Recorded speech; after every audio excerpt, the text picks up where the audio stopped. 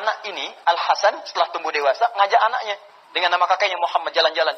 Perhatikan bagaimana cucu Nabi ini luar biasanya menerapkan kaidah-kaidah tadi. Kata kakeknya bicara yang baik, kalau nggak mampu diam.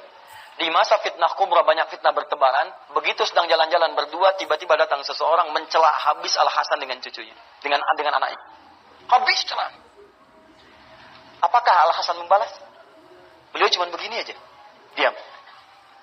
Begitu selesai, orang itu pergi. Fantalaqa faqala ibnuhu, maka anaknya berkata kepada ayahandanya. Lihat kalimatnya.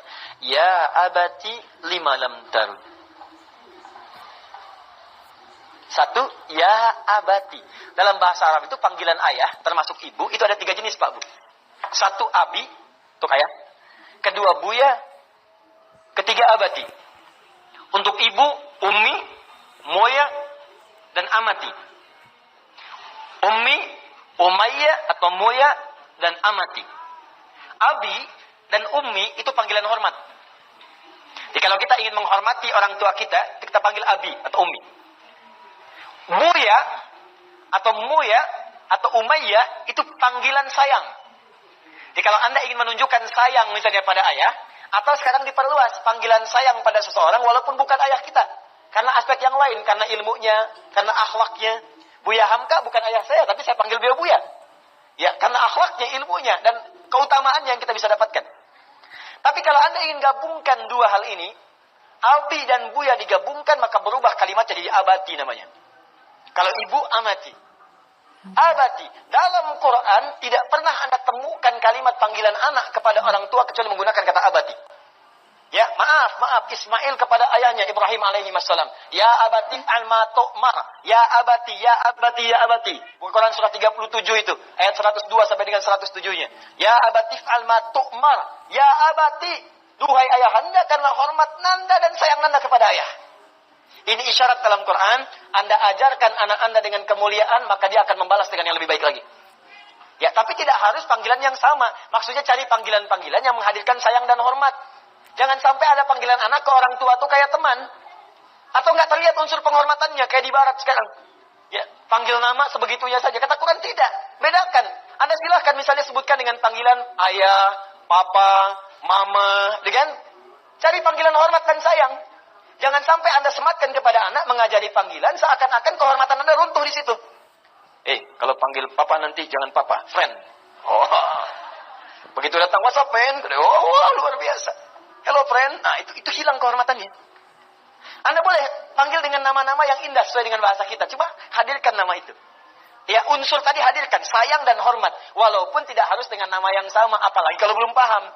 Ibu sekarang paham, oh panggilan indah dan sayang itu amati. Tiba-tiba Anda pulang ke rumah, ibu nggak ikut sekarang. Begitu pulang ke rumah langsung dibuka pintu. Ya amati. Wah, kata ibu Anda, kamu ya, mama belum mati. Karena belum paham. Ya abati lima lam tarud. Kata anaknya Al-Hasan, Pak, demi hormat nanda pada papa dan sayang nanda pengen tahu kenapa papa nggak balas.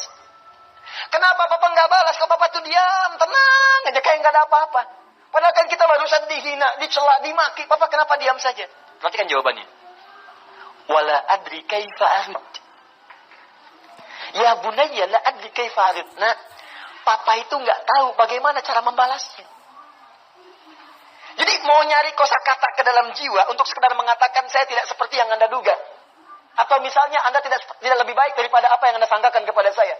Itu nyari kalimat itu pun nggak ketemu. Takutnya itu jadi celaan juga. Anda bayangkan tuh.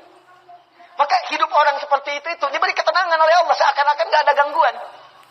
Dia orang mau menghina satu buku pun, dia kayaknya nggak ada satu huruf pun nggak ditemukan untuk balas. Makanya ketika tidak menemukan balasan, dia tidak gelisah mencarinya. Nyari gitu. Kan ada orang baru dihina satu huruf, dia balas satu buku. Ya. Itu orang capek. Ya. Tapi ada orang-orang yang dibuka oleh Allah, dilapangkan hatinya. Jadi begitu masuk pun, tenang aja. Masuk biasa. Kayak nggak ada pengaruh. Siapakah orang itu? Ini, orang yang berlatih menata lisannya selalu dalam kebaikan dan mengabaikan setiap yang buruk yang tidak Allah perkenankan. Maka orang itu akan dijaga ketenangan. Dan sifat orang ini, ketika diluaskan hatinya, maka hal yang Allah berikan kepadanya pertama kali adalah, apa teman-teman sekalian? Allah akan tutup semua persoalan dengan orang-orang yang menyoalnya.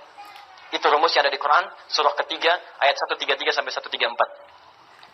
Wasari'u ila magfiratin min rabbikum wa jannatin 'arduha as-samawati wal ardu 'iddat lil muttaqin alladzina yunfiquna fis sarai wal kadhiminal ghaidha wal 'afina 'anil wallahu yuhibbul. Ada orang-orang yang ketika dicela tahan amarah, langsung maafkan. Perhatikan orang-orang ini. Jadi ketika Anda misalnya disoal oleh orang lain, Anda dicela, Anda dihina, kemudian Anda maafkan orang itu, Anda lepaskan itu, maka apa yang terjadi? Kata Allah, urusan Anda dengan orang itu akan diputus. Maksud diputus itu, Anda nggak usah mikirin dia lagi. Dia Anda nggak akan kepikiran. Jadi kalau ada orang mencela Anda yang tidak merugikan Anda secara materi, ya mencela fisik, mencela ini, mencela itu dengan tujuan menjatuhkan Anda misal, atau menghinakan Anda nggak balas, Anda maafkan aja. Saya maafkan sudah. Maka urusan Anda dengan orang itu akan langsung oleh Allah disekat, ditutup. Di Anda tuh nggak akan kepikiran dia lagi, nggak gelisah dengan dia lagi, tenang aja, nyaman. Tapi apakah kemudian dosa dia selesai? Tidak. Sepanjang dia belum minta maaf kepada Anda, maka dia akan terus dibuat gelisah untuk menyoal Anda. Dan tanpa sadar dia sedang mengumpulkan dosa sampai dengan kiamat. Jadi memaafkan itu tidak ada ruginya. Justru mengumpulkan pahala. Dan memutus sengketa Anda dengan orang itu. Jadi begitu Anda maafkan, Anda nggak akan gelisah, nggak akan kepikiran dia lagi. Ditutup oleh Allah, sudah lapang hatinya. Begitu lapang, dia nggak dipikirin. Tapi dia masih akan mikirin Anda terus. Dan dibuat gelisah untuk Anda. Bikin lagi status, nyoal Anda lagi, ini lagi, itu lagi. Dia dibikin gelisah, tiap malam mikirin. Sampai siang datang dia mikirin. Dan dia nggak sadar, ketika dia menyoal Anda terus, dia sedang mentransfer pahala kepada Anda, dan dosa Anda diambil oleh dia. Jelas? Nah, ini diantaranya. Terakhir, kalau hidupnya ingin tenang, jangan pernah melangkah ke tempat maksiat.